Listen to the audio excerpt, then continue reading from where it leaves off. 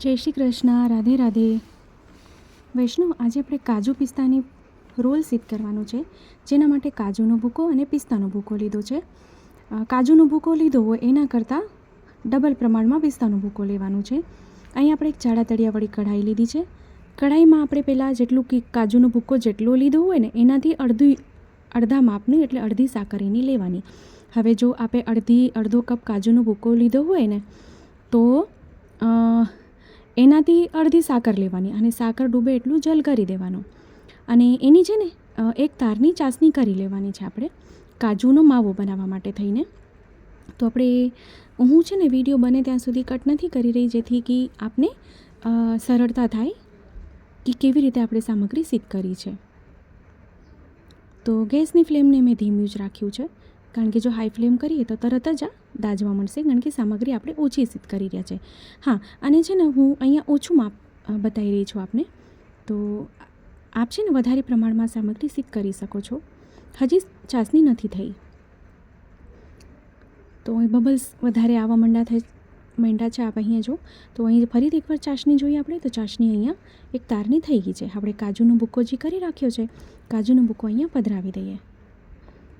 આપણે ચાસણી પહેલાંથી કરી લીધી છે, થઈ ગઈ છે એક તારની, એટલે કાજુના માવાને સિદ્ધ થતાં વાર નહીં લાગે. તો અહીંયા જો આ સ્ટેજ પર લોયું છોડવા માંડ્યું છે. આપ અહીં જો નીચેથી તો લોયું અહીંયા છોડવા માંડ્યું છે કાજુનું જે મિશ્રણ છે ને. હવે ગેસને અહીંયા જ બંધ કરી દેવાનું છે. આ સ્ટેજ પર આવે એટલે તરત બંધ કરી દેવાનું અને મિશ્રણને લોયામાં જ રહેવા દેવાનું, ઠંડુ થવામાં, કારણ કે એમાં સુંદર આ માવો થઈ જશે.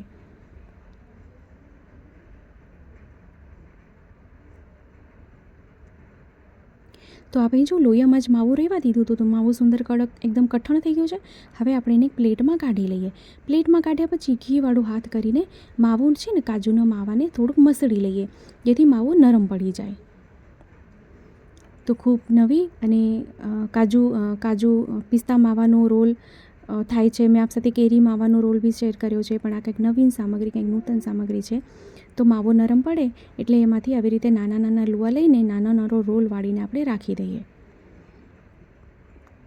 કારણ કે જ્યાં સુધી આપણે પિસ્તાનું રોલ કરશું ત્યાં સુધી આ ઠંડુ થઈ જાય. હવે સેમ લોયું લીધું છે મેં, સેમ આપણે પિસ્તાનું માપ વધારે. હવે જો 1 કપ આપણે પિસ્તાનો ભૂકો લીધો હોય ને તો અડધો કપ અહીં સાકર લઈ લેવાની. અડધો કપ સાકર લઈને સાકર ડૂબે એટલું જલેમાં કરી દેવાનું છે. અને અહીંયા એને ચાસણી નથી કરવાની, અહીંયા ખાલી સાકર ઓગાળવાની જ છે. પછી સાકર ઓગળે એટલે એમાં પિસ્તાનો ભૂકો પધરાવી દેવાનો છે. બધો માપ મેં કેટલો માપ લીધો છે ને એ હું આપને નીચે ડિસ્ક્રિપ્શન બોક્સમાં આપી દઈશ. પણ યાદ રાખવાનું, જેટલો પિસ્તાનો પાવડર હોય એના કરતાં અડધું કાજુનો પાવડર લેવાનો છે. તો અહીં ચપટીક એલચીનો ભૂકો પધરાવ્યો સુગંધી માટે. તો અહીં છે ને આપણે ચાસણી નથી કરવાની, એ ધ્યાન રાખવાનું છે. અને મિશ્રણને ઘટ્ટ બી નહીં બહુ કરવાનું, એ બી ધ્યાન રાખવાનું છે. 1 ચમચી ઘી પધરાવ્યું. મિશ્રણ જો આપ અહીં જોશો ને તો મિશ્રણનું ટેક્સચર આપણે આવી રીતે જ રાખવાનું છે. એકદમ એને ઘટ્ટ નથી કરવાનું, કારણ કે આપણે એને બરફી નથી કરવાની. જો બરફી કરવાની હોય ને તો લોયું જ્યાં સુધી ન છોડે ને ત્યાં સુધી આપણે એને ચલાવતા રહેવું પડે. અહીંયા ગેસ બંધ કરી દેવાનું. અને અહીંયા છે ને મેં બટર પેપર લીધું છે. બટર પેપર લઈએ ને તો વધારે સારું પડે. જો લોયામાં મિશ્રણ મેં રાખી દીધું હતું, જે સ્ટેજમાં આપને દેખાડ્યું, એ પછી મિશ્રણ આટલું ઘટ્ટ થયું છે, પણ મિશ્રણ હજી બી આટલું ઢીલું છે. તો આટલું જ ઢીલું આપણે રાખવાનું છે. આ સેટ થઈ જશે, આપ ટેન્શન નહીં લેશો.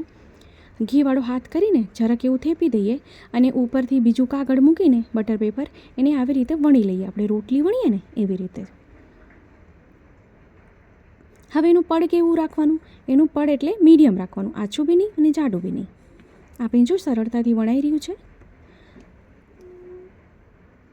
તો જો આપણે કાંઈ ન સમજાય તો આપ કમેન્ટ બોક્સમાં ફરીથી કમેન્ટ કરશો.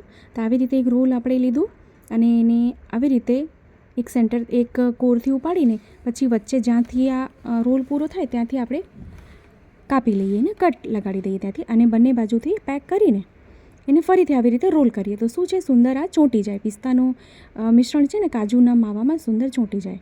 આવી રીતે કરીને આપણે એને પ્લેટમાં સાઈડ પર મૂકી દઈએ. હું આપને બધા કરીને દેખાડી દઉં.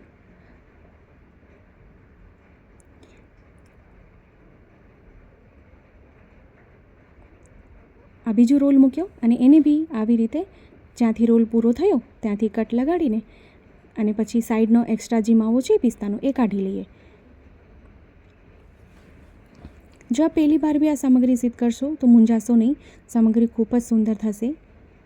અને ઘણીવાર કેવું થાય કે સામગ્રી નથી થતી, આપણે જે ઈચ્છતા હોય, જોતા હોય એવું જોઈને કરવા તો જઈએ પણ નથી થતી, તો ક્યાંક આપણી ભૂલ થઈ જતી હોય. પણ એના માટે થઈને સાચું કહું તો મૂકી નહીં દેવાનું, ફરીથી કોશિશ કરવાની, ફરીથી સિદ્ધ કરવાની સામગ્રી. કે કોઈ બી વસ્તુ બી આપ કરતા હોય ને તો એમ નહીં કે નથી થઈ તો હવે નથી કરવી, ના, એને કરવાની. કારણ કે જ્યારે આપણે કોઈ બી વસ્તુ વારે ઘડીએ કરીએ ને તો જ વસ્તુ આપણી સરસ થાય, પરફેક્ટ થાય. તો 2 રોલ આપણા સિદ્ધ થઈ ગયા છે. હવે ત્રીજું રોલ આપણે આવી રીતે કરી લઈએ. તો જો વિડીયો ગમે તો વિડીયોને લાઈક જરૂરથી કરશો અને આપણા ગ્રુપમાં શેર કરશો, જેથી શું છે કે વધુથી વધુ લોકો સુધી વિડીયો પહોંચી શકે અને એને બી આ વિડીયો ખૂબ ઉપયોગી થઈ શકે. અને જો ચેનલ પર નવા હોય, ચેનલને હજી સુધી સબસ્ક્રાઈબ ન કરી હોય તો ચેનલને સબસ્ક્રાઈબ કરશો અને બેલ આઇકોન હિટ કરશો કે જ્યારે બી કોઈ સામગ્રીનો વિડીયો મૂકું તો આપ સુધી નોટિફિકેશન આવી જાય. તો રોલ છે ને આપણે 15 મિનિટ રોલ વાળી લઈએ. રોલ વાળ્યા પછી 15 મિનિટ એને ઠંડુ થવા દેવાનું. અને એ જ બટર પેપર, જે પેપર પર આપણે એને રોલ વાળ્યા એ જ પેપર ફરીથી લીધું અને એ પેપર જ ઉપર આપણે ટૂંક કરી લઈએ. આપણે પેપર ના લો તો બી ચાલે, આપ થાળીમાં બી લઈ શકો, કારણ કે સુંદર સામગ્રી પછી સેટ થઈ જાય છે. તો આ છે ને હું નાના ટૂંક કરી રહી છું, પણ આપને જો મોટા ટૂંક કરવા હોય ને તો આપ કરી શકો છો. હું નાનું જ કરી રહી છું. મોટા કરશો તો બી સુંદર લાગશે. એ આપ આપણી ઈચ્છા મુજબ કરી શકો છો. તો આવી રીતે જ બધા રોલ આપણે ટૂંક કરી લઈએ તો ખૂબ સરસ અને સુંદર આપ જોઈ શકો છો કેટલી સુંદર લાગી રહી છે આ સામગ્રી. અને બનાવવામાં બી ખૂબ સરળતા છે, ખૂબ સહેજતા છે, વાર નથી લાગી આમાં. તો હવે આપણે એની પ્લેટમાં સાજી લઈએ. આપ સૌને પિસ્તાની બરફી ખૂબ ગમી, એ બદલ આપ સૌનો ખૂબ ખૂબ આભાર.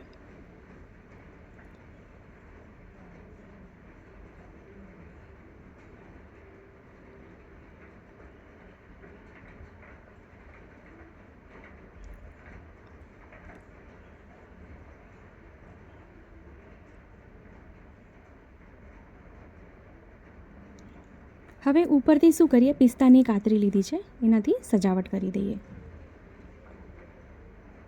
તો આપ જો કેટલી સુંદર લાગી રહી છે આ સામગ્રી. તો ખરેખર આ સામગ્રી ખૂબ સુંદર અને ખૂબ સરળ છે. તો આપ બી આ સામગ્રી સિદ્ધ કરો, શ્રી પ્રભુને ધરાવો અને કમેન્ટ બોક્સમાં કમેન્ટ કરીને જણાવો કે આ વિડીયો, આ સામગ્રીની રીત આપને કેવી લાગી છે.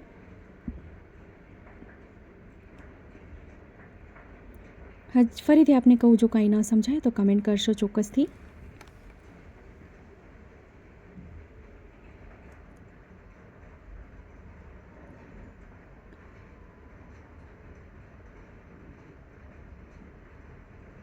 હું આપને નજીકથી દેખાડી દઉં એનો ટેક્સચર કેટલું સુંદર આવ્યો છે. તો આપણે ફરીથી મળશું નવા વિડીયો અને નવી સામગ્રી સાથે. ત્યાં સુધી આપ સૌને મારા જય શ્રી કૃષ્ણ.